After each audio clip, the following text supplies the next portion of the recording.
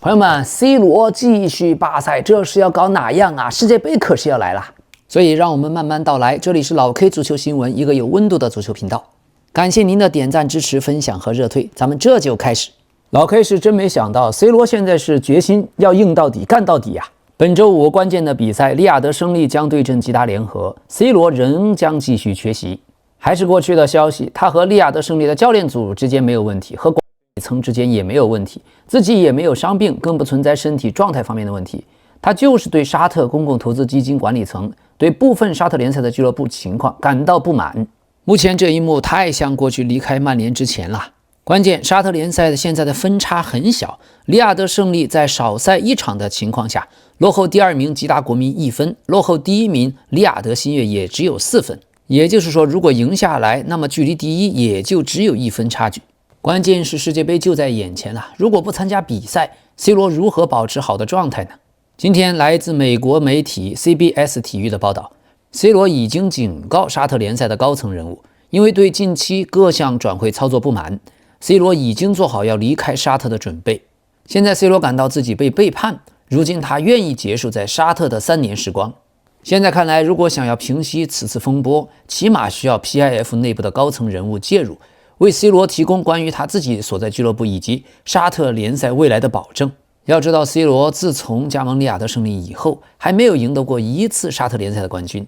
本賽季他的奪冠機會本來挺好，但很可能現在因為本澤馬轉會到領頭羊利雅得新月而再次受挫。C 羅在利雅得勝利的巨額合同到期本應是2027年。但如果他提前離開，可能會回到母隊葡萄牙體育，結束自己的職業生涯。此外，土耳其的一些頂級俱樂部也願意為 C 羅提供延續他職業生涯的機會。要知道 ，C 羅的合同中包含着5900萬美元的解約條款。不過需要指出的是 ，C 羅雖然對競爭對手簽下本澤馬感到不滿，但這筆交易並非由 PIF 或者職業聯賽贊助，而是由億萬富翁投資者阿爾瓦里德·本·塔拉勒王子提供的資金。今天2月5日，利雅得勝利隊官方已經為迎來了41歲生日的 C 羅送上了祝福。那麼最新來自 ESPN 的報道，利雅得勝利和沙特公共投資基金 PIF 已經向 C 羅做出了承諾，將在今年夏季轉會窗口進行重磅引援。尤其是 C 羅在葡萄牙國家隊的隊友曼聯中場巨星 B 費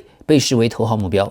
此外 ，PIF 還會繼續引進其他的頂級球員，增強他們球隊的實力。不過，儘管有承諾，但 C 羅還沒有收到 PIF 的任何保證。由於這個問題沒有得到解決 ，C 羅決定繼續巴塞。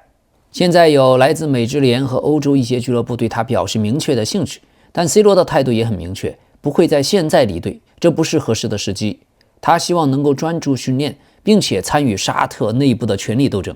他計劃在世界杯上拿出最高水平的表現。如果在世界杯結束後，利雅得勝利的情況還沒有實質性的變化，C 羅就肯定會離開。現在41歲的 C 羅來到沙特以後，只贏得了1次阿拉伯冠軍聯賽的冠軍，距離他職業生涯第1000個進球的目標也還差39個進球。目前許多沙特足球界的人都感到很困惑，因為一名年薪1.77億英鎊的球員居然抱怨俱樂部缺乏投資。要知道 C 羅抱怨的利雅得新月每賽季的總工資支出大約只有 C 罗所在的勝利隊3億英鎊的一半。很多時候，工資才是衡量一支球隊在聯賽中應有表現的真正標尺。勝利隊將大部分資金都集中在少數幾位明星球員身上，包括 C 羅自己，而新月隊通過將資源分配到整個球隊上，結合本土的人才和外援，取得了更好的成績。不過，新月隊在過去3年中的轉會費用確實遠超勝利。新月隊累計淨支出 5.38 億英鎊，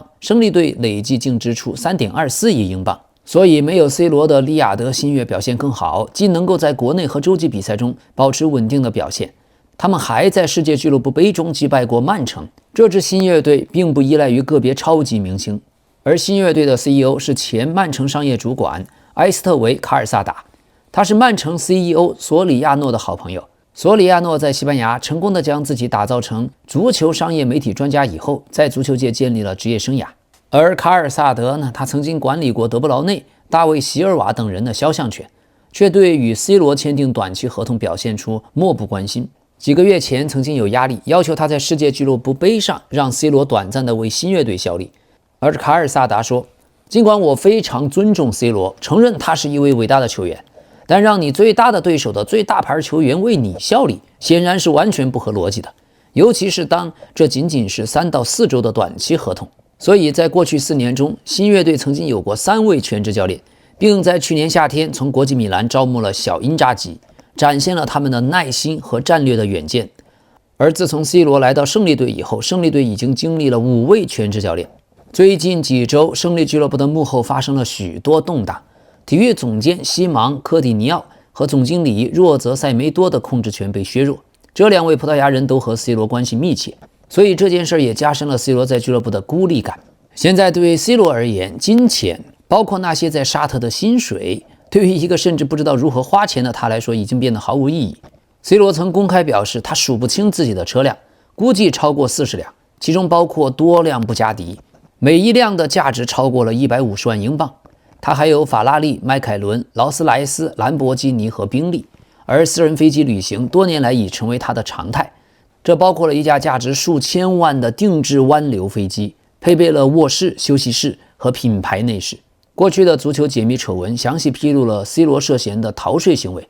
2019年，他與西班牙當局達成了認罪協議，支付了1600萬英鎊的罰款。後來據報道有所減少，並接受了23個月的緩刑。不過，在西班牙惹上逃稅風波的也不止他一個人，甚至包括梅西在內的每一個明星都有這類的新聞。C 羅在沙特日薪已經達到了48萬英鎊，這是什麼概念呢？每天中一注雙色球1等獎，人民幣500萬。哈哈，要知道哈蘭德的周薪也只有52萬英鎊，相當於 C 羅打1天工就掙了哈蘭德1個星期的。所以老 K 倒覺得，如果 C 羅真的為了成績着想，不妨將自己的工資空出來2個億，引援加工資。因為勝利隊的投資也算是最多的，但錢都花在了 C 羅身上。哈哈，總之這件事越鬧越大，但繼續拖下去，無疑對 C 羅的公共形象極為不利。好，另一方面，讓我們關心一下皇馬。皇馬在阿維羅亞上任的同時，過去的體能教練平圖斯也回來了。平图斯帶來了自己最喜歡在訓練中使用的 K5 面罩。儘管球員們對這種艱苦的訓練並不喜愛，但平圖斯的平圖斯方法被認為對提升球員的體能狀態非常有效。現在皇馬主席老佛爺真的認為平圖斯就是皇馬贏得歐冠的秘密武器。那麼在本周3的訓練中，皇馬的球員們看起來就像是蝙蝠俠中的角色貝恩一樣。他們的體能教練平圖斯讓他們戴的 K5 面罩讓他們看起來更像是潛水員，而這些訓練早已經成為所謂的平圖斯方法的一部分。2023年，曾經有球員開玩笑地稱平图斯為惡魔。這種使用的 K5 面罩是意大利公司 Cosmed 生產，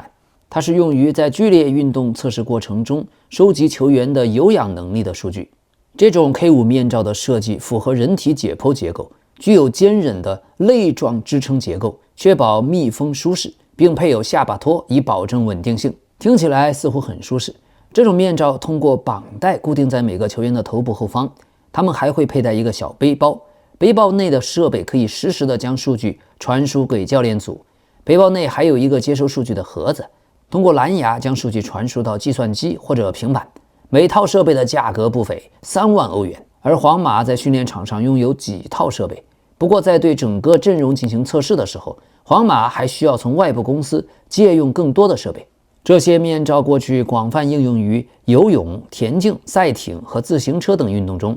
雖然足球隊使用它們的例子並不多，但是拜仁慕尼黑曾經使用過。這種面罩通過類似於 Blip Test 的方式進行測試，可以允許平圖斯測量球員的最大有氧能力和耐力。球員們需要在球場上來回的跑動，隨着時間的推移，跑步速度逐漸加快，直到他們達到極限。過去通常俱樂部會在實驗室或跑步機上進行這些測試，但平圖斯喜歡在草地上進行。這種測試確實可以提供實時的數據，通過分析以後來決定球員在接下來幾個月的訓練計劃。耐力訓練可以根據測試結果量身定制，滿足球員的個人需求。早在幾十年前的上世紀90年代，在摩納哥工作時，平图斯就已經開始使用這些面罩。在他協助齊達內和安切諾蒂執教期間，他會讓一線隊球員進行2次測試，一次在季前賽，另一次在賽季中期。21到22賽季測試以後，球隊更加注重爆發力的訓練，而不是耐力訓練。賽季末，皇馬當時成功奪得了歐洲冠軍。所以馬德里工作人員認為這個方法非常有趣，而且對評估球員的身體狀況也非常可靠。但是在前任主帥哈維·阿隆索領導下，雖然偶爾也對個別球員使用過面罩，但整體上是一種不同的做法。阿隆索教練組的工作人員當時表示，他們認為這種方法對於一個每周要踢2場比賽的球隊來說應用非常有限。阿隆索的教練組確實需要監控球員的身體狀況，但他們通過其他方式來做到這一點，而不是依賴這種測試。阿隆索時期的體能訓練方法更多集中在球場上的情境和帶球訓練上，而非純粹的身體訓練。通過這些方式，球員的身體可以得到針對比賽情境的訓練，比如改变方向、加速或者減速等動作。所以確實有參與過歐洲頂級俱樂部體能訓練的工作人員說有一些其他的方式來監控球員的身體狀況。而另一位熟悉平图斯工作的人則表示，幾乎沒有科學研究支持 K5 面罩能夠提供明顯的優勢。所以平图斯對這種面罩的偏愛無疑引起了更多關注。而馬德里球員在本周進行這一訓練的背後也有一些政治因素。在皇馬權力最大的无疑是主席老佛爺，老佛爺是平图斯及其訓練方法的堅定支持者。去年5月，當阿隆索決定聘請自己更信任的體能教練卡門福特的時候，平图斯被要求留在皇馬俱樂部，轉任表現經理，實際上是一個象徵性的職位。在阿隆索帶隊的前幾個月，皇馬的傷病數量居高不下，老佛爺越來越希望讓平图斯出馬，讓他在球隊中的角色更突出。實際上，球隊的傷病高發也是老佛爺在1月12日解雇阿隆索的其中一個原因。隨後，在阿韋罗亞接替阿隆索的第一次訓練中，平图斯就重新擔任了體能領域的負責人。所以，對老佛爺來說，平圖斯無疑是一個非常重要的角色。最近幾年，皇馬的一位工作人員表示過，老佛爺真的認為平圖斯是皇馬贏得歐冠的秘密武器。那麼現在，由於平圖斯的重要性更勝以往，馬德里電視台頻繁地將球隊稱作阿韋羅亞和平圖斯的球隊。目前皇馬在西甲排名第2，僅僅落後第1名巴塞羅那1分。本月晚些時候將迎戰本菲卡進行歐冠的淘汰賽。所以現在這種時候，平圖斯安排這樣的訓練，正是在球迷希望看到成績提升的時刻進行的。最近的主場比賽中，球迷對一些關鍵球員和老佛爺主席發出過噓聲，那麼平圖斯正傳遞出一種我們皇馬正在採取行動的信息。對皇馬的球員們來說，這不是他們最喜歡的訓練項目，因為這是一個非常高強度、要求極高的訓練。球員们不太喜歡，是因為它非常艱苦。英格蘭球員貝林厄姆曾經開玩笑地說：“安東尼奧·平圖斯，你是個惡魔！”哈哈，然後他們一起笑了。本周三，正在從大腿傷病中恢復的阿諾德在個人社交媒體上發布了對這種訓練的反應，一對笑臉的表情和一對肺部表情的符號。那麼我們也簡單的介紹一下平圖斯。他來自於意大利都靈的郊區，父親是一位薩丁島人，曾經是移民工人之一。在20世紀60年代，意大利的汽車制造商菲亞特為自己的工人建造了一座村莊，平圖斯的父親就因為此遷移到了北部的都靈。平圖斯的早年經歷為他日後的成就埋下過伏筆。學校的運動會，當時平圖斯在學校和朋友們在足球場上跑圈，每個人都會在自己無法繼續跑步時退出，而那時候的平圖斯就從來沒有退出過。平圖斯曾經是自己的家鄉足球隊塞蒂莫的體能教練，還在秋山柔道道場工作。後來他成為了一名體育老師，並且在都靈大學和最初與菲亞特相關的體育俱樂部 SI Sport 指導中長跑運動員。1991年，當時平圖斯已經29歲，他得到了來自當時尤文图斯主席博尼佩爾蒂的工作邀請。儘管當時他仍然在俱樂部的青訓體系中工作，但在1996年尤文图斯贏得歐冠的時候，平圖斯已經作為了尤文的體能團隊中的一員，參與到第一線的工作。因為他嚴格的體能訓練方法，平圖斯被昵稱為軍士。他曾經訪問 NASA， 提供關於如何優化人體表現的建議。所以隨後在1991到1998年間，曾經在當時尤文图斯效力過的任何球員，後來都希望平圖斯成為自己踏入主教練生涯的助手。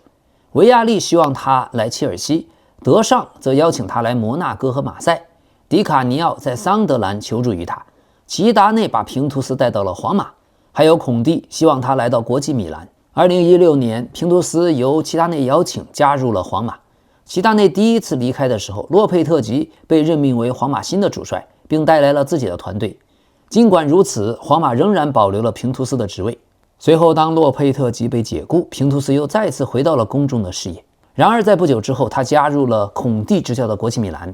而在齊達內2019年3月回歸皇馬的時候，平圖斯並沒有離開，所以齊達內引進了杜龐，而杜龐在2021年也離開了。當安切洛蒂在2021年從埃弗頓加盟皇馬的時候，主席老佛爺再次聯繫了平圖斯，邀請他回歸皇馬。現年63歲的平圖斯擁有4個體育科學學位，並且和 NASA 合作，參與了阿爾特彌斯計劃。